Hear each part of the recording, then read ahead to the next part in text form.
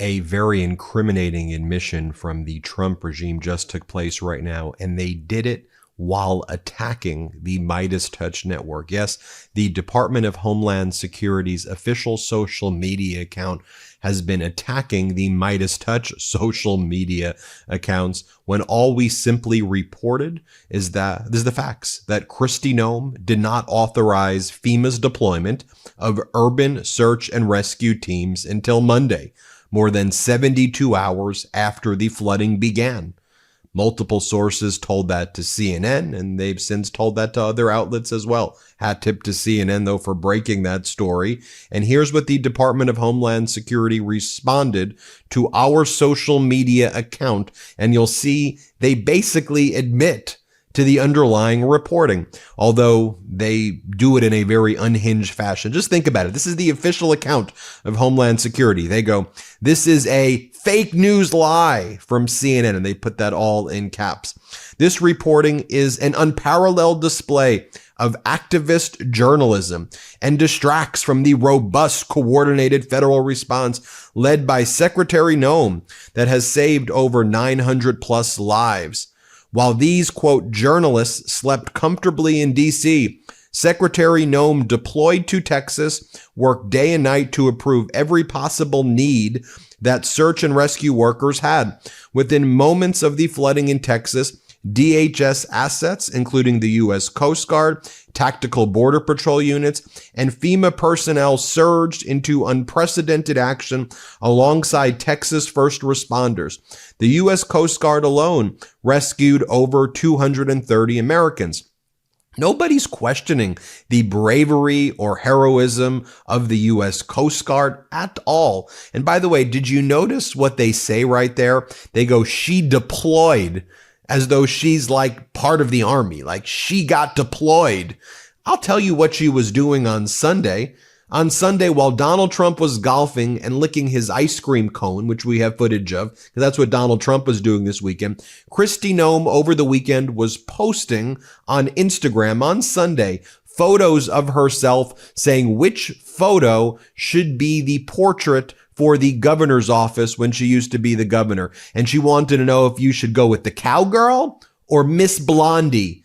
That's what she was doing. And the question is a very simple one. Okay? Not was the Coast Guard heroic? We know they were. Not whether the Coast Guard saved lives. We know they did. The question is simple. Did FEMA deploy the urban search and rescue teams right away? Or did you wait until Monday? Because multiple FEMA sources say as a result of the new policy implemented by FEMA under you, as you're trying to eliminate FEMA and eliminate NOAA, the National Oceanic Atmospheric Administration, and eliminate the National Weather Service, NWS, your policy is that any expenditure above $100,000 required your personal sign-off. So the expenditure for an urban search and rescue team cost more than $100,000. So the people inside FEMA are saying that you did not sign off on that. So show us the sign off.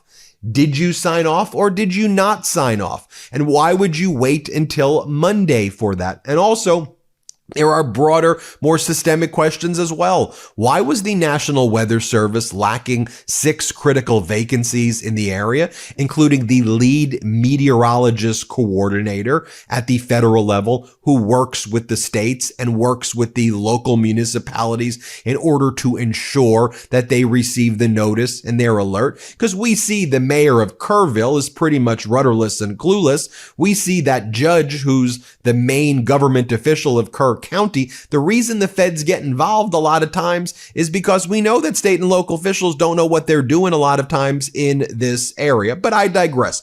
Let's go back into the incriminating admissions part, where she then says, Secretary Noem is leading a historic first-of-its-kind approach to disaster funding, putting states first by providing upfront recovery support, moving money faster than ever, and jump-starting recovery. This is a breakthrough in how FEMA supports state-led disaster recovery. You're giving yourself a pat on the back right now. 120 people are dead. Most of them are children. There's like 50 to 60 people still missing. This is going to be one of the worst mass casualty events in recent times. Stop patting yourself on the back like you freaking deserve congratulations.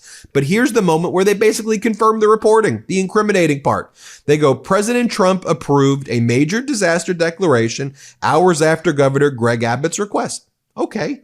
By Tuesday, FEMA had deployed 311 staffers, providing support and shelter for hundreds of people. Under President Trump and Secretary Noem's leadership, DHS is reforming FEMA to prioritize state-led, locally executed disaster response, as Texas has exemplified. I'll show you all if you think Texas has exemplified the way we want to go about this. But you're kind of conflating dates here, Noem. Okay, by Tuesday, FEMA had deployed 311 staffers. Everybody, let's pull out our calendar and do some common sense, shall we? What day was Tuesday? Oh, Tuesday was July 8th. Tuesday was July 8th. You know when the storm and the flash floods hit? On Friday, July 4th. You know when the first alert went out? At 1 a.m. in the morning. Then it said go to elevated ground a few hours later, and the local officials say they didn't get a lot of those notifications. Where was the federal manager and the administrator in Texas? What were they doing at that time? Okay, what happened on the 4th? What happened on the 5th? What happened on the 6th? What happened on the 7th? Tuesday is the 8th. So you're saying by Tuesday, FEMA had deployed 311 staffers providing this support?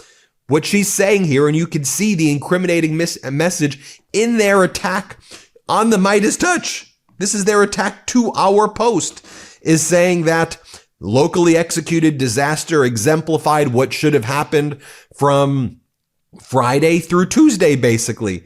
Okay, well, let's go through some of that exemplary work. Well, the first thing that we know is that Camp Mystic's cabins were so close to the river's edge that they were considered part of the river's floodway, a corridor of such extreme hazard that many states and counties ban or severely restrict this type of construction. But not in Texas, because I guess, as you say, Christy Noem, that FEMA is allowing these local and Texas, local and countywide and statewide to exemplify everything good that's supposed to happen. So first, why was this camp in this incredibly dangerous area where everybody's saying the Guadalupe River is the most dangerous thing? The camp was in the floodway corridor. Probably shouldn't have been built there, but I guess, that's just government regulation. That's all government. We don't like government regulation. Okay, well, let's see what the Kerrville mayor is saying. Here's what the Kerrville mayor has to say. Let's play it. Able to use that morning? I'm sorry, I do not know. Mr. Mayor, listen, people are yelling, and I didn't really want y'all to. If you offer only 3 questions, then you're going to have to. Guess what? You're in Kerrville, and we're going to do it my way. I understand that. Morgan Chesky, please. Mr. Mayor, records show that. Okay, well, is the Kerrville mayor going to answer any questions about flood warnings? Let's see. Here, play this clip. The concept of flood warnings have been discussed at least 24 times by the county. What's the biggest reason that these systems have not gone into place at this point? You know, Morgan, you and I grew up here. And I wasn't in office during those discussions. And frankly, I'm more focused on the future than the past, as you know. What I can say is the governor, the lieutenant governor, the speaker of the Texas House have all provided us support, and they have all said this is a priority for the upcoming special legislative session.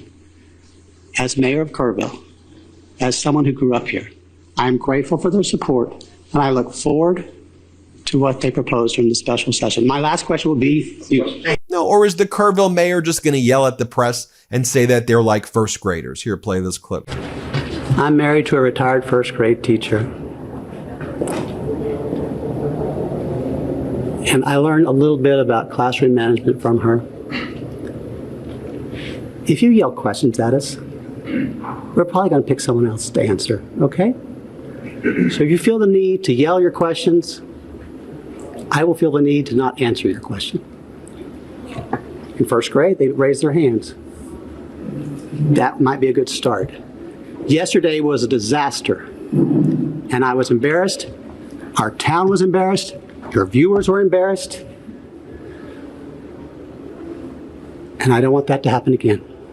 All right, Kristi Noem, let's take a look at how these state level officials are exemplifying the type of leadership, such that according to your post, by Tuesday, there were 311 federal people there. But I guess what? Not before. What are you saying in that post? Okay. Well, here's what Governor Greg Abbott of Texas had to say. Governor Abbott says, in Texas, we like football. And in football, you don't do blame. In football, there are winners. That's your response to what was Texas doing about these flash floods? Here, play this clip. Second part of the question needs to be addressed. You ask, I'm going to use your words, who's to blame? Know this. That's the word choice of losers. Let me explain one thing about Texas. And that is, Texas, every square inch of our state cares about football. You could be in Hunt, Texas, Huntsville, Texas, Houston, Texas, any size community, they care about football. High school, Friday night lights, college football, or pro. And know this, every football team makes mistakes. The losing teams are the ones that try to point out who's to blame. The championship teams are the ones that say, don't worry about it, man, we got this. We're going to make sure that we go score again, that we're going to win this game. The way winners talk is not to point fingers. They talk about solutions. You want to know what Greg Abbott of Texas is doing now? He's calling a special legislative session. While all of this catastrophe is happening, they're doing a special legislative session.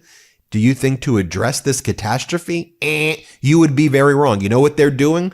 Redistricting to try to make less congressional districts vote for Democrats because they are part of this voter suppressed state. That's what they're doing. We need an emergency legislative session. Oh, great. More resources. Nope. Less Democrats.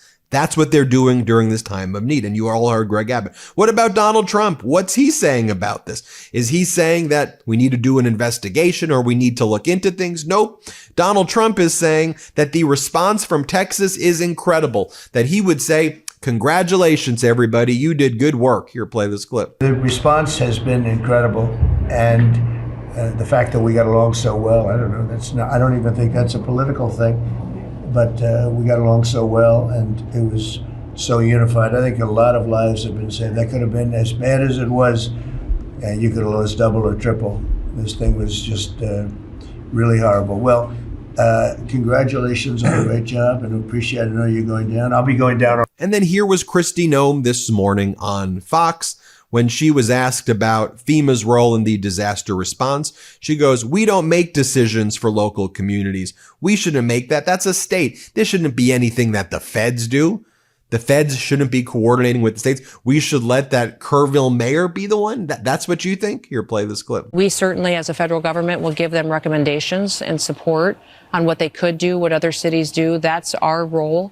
And specifically with FEMA is to always come in when there is a situation like this, that we don't make the decisions for the local communities. We shouldn't make the decisions for the states because every state is different. Every town is different. What they need for sirens or sound alerts might be different based on their topography, on how the city is laid out.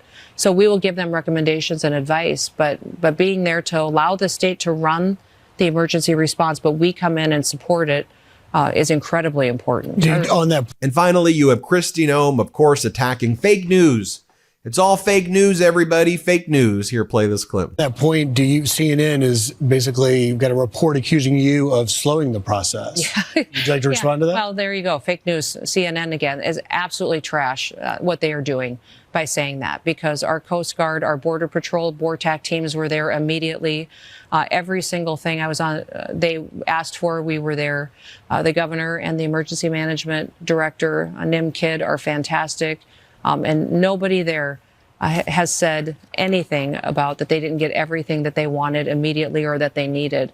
And I'm proud of the work that we've done to support that. But, we've got flooding going on in New Mexico as well, right. North Carolina. So I've been visiting with their leadership team and spent quite a bit of time on the phone yesterday with the New Mexico governor, getting them resources as well. And that's what we do. And, you know, the fact that CNN is continuing to be political and push out fake information and false and information and lies is not shocking, but it's a disservice to the country. It's a real disservice to the country because people start to mistrust anything that comes out then over the news. And then, well, that's true. Yeah. But they just don't trust anybody anymore. And that's not the kind of country. Certainly we are praying for. Well, there you have it. And an incriminating message in response to the MeidasTouch social media post. Let me know what you think. Hit subscribe. Let's get to 6 million subscribers. Thanks for watching. The truth is more important than ever. Check out our new Truth Over Lies collection at store.meidastouch.com. All 100% USA union made.